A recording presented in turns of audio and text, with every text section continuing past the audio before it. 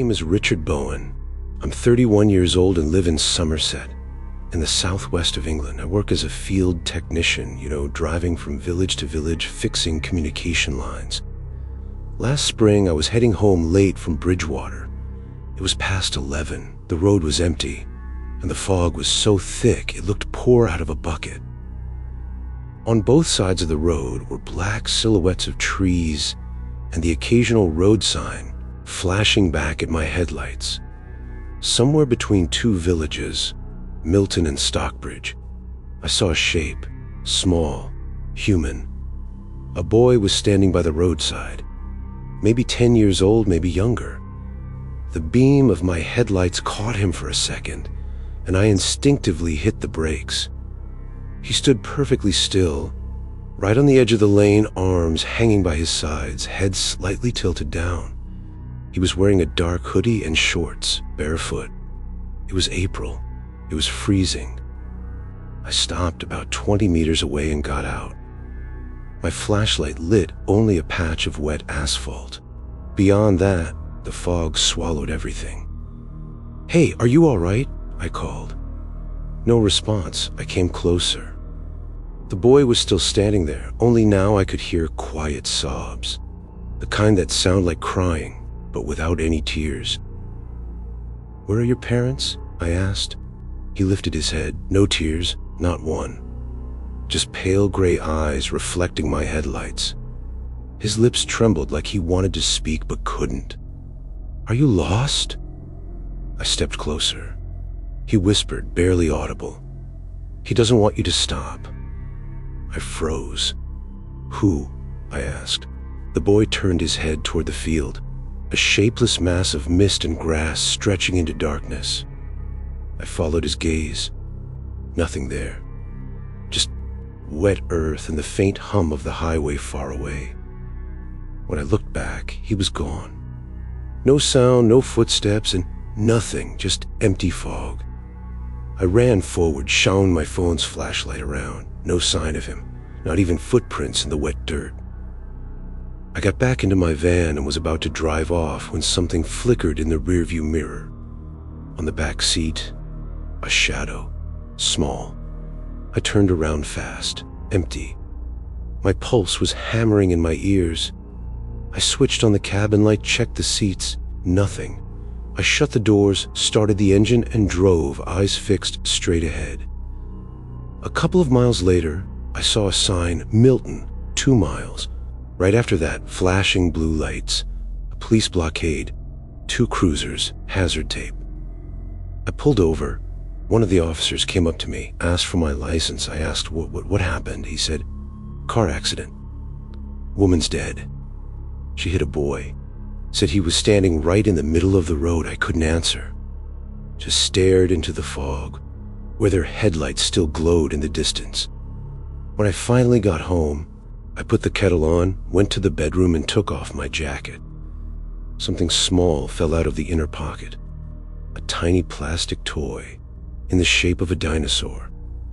I knew for certain it hadn't been there before. Since that night, I never drive those roads after dark, even for urgent jobs, because one day I might see him again, and next time he might not be standing on the roadside.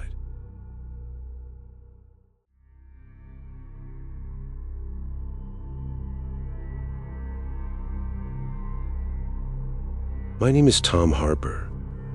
I'm 27 and I work the night shift at a gas station off I-84 in Connecticut.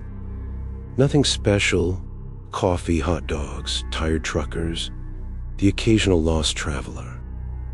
Every night feels the same until small details start to stand out, and that's when things stop feeling normal. It started 2 weeks ago on a Tuesday. At exactly 3:17 a.m., a man walked in, average looking, maybe 40, gray coat, baseball cap. He poured himself a cup of black coffee, placed $1 on the counter, and said, "You ever notice how quiet it gets before dawn?" I nodded, barely listening. He left, and I didn't think much about it. The next night at 3:17 again, he came back. Same clothes, same coffee, same phrase, same dollar bill. I thought maybe he was a local, stuck in a routine or trying to be funny. But on the third night, it felt different. I checked the clock. 3:17. The bell above the door rang, and there he was again. Every move was identical.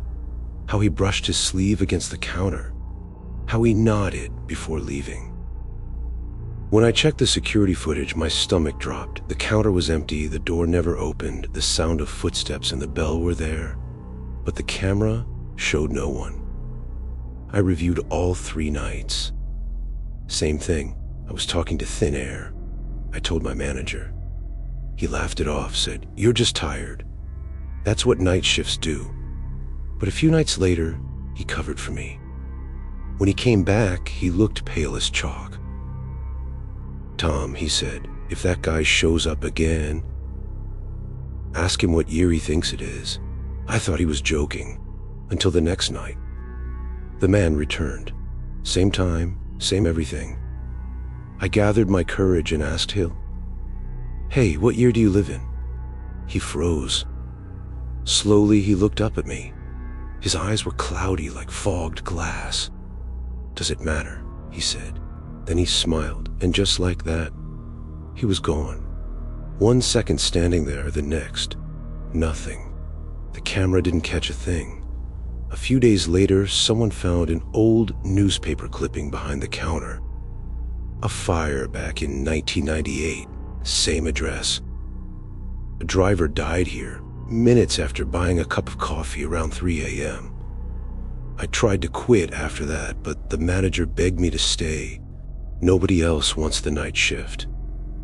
Now I keep the cameras running and stare at the door every night.